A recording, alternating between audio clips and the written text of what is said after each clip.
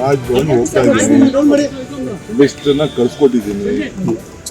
ಅರ್ಥ ಆಯ್ತಾ? ಜನ ಜಾಸ್ತಿ ಜನ ಶಾಸಕರು ಎಲ್ಲ ಭಾಳ ಜನ ಹರಿದ್ದಾರೆ. ನಾನಿಲ್ಲ ಅಂತ ಹೇಳುವುದಿಲ್ಲ. ಪಕ್ಷ ಕೆಲವು ಸಂದರ್ಭದಲ್ಲಿ ತೀರ್ಮಾನ ಮಾಡ್ತಾರೆ.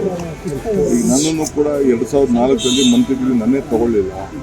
ಸಿದ್ದರಾಮಯ್ಯ ಸರ್ಕಾರದಲ್ಲೂ ನನ್ನ ಸ್ಟಾರ್ಟಿಂಗಲ್ಲಿ ತೆಗೆದುಕೊಂಡಿರಲಿಲ್ಲ.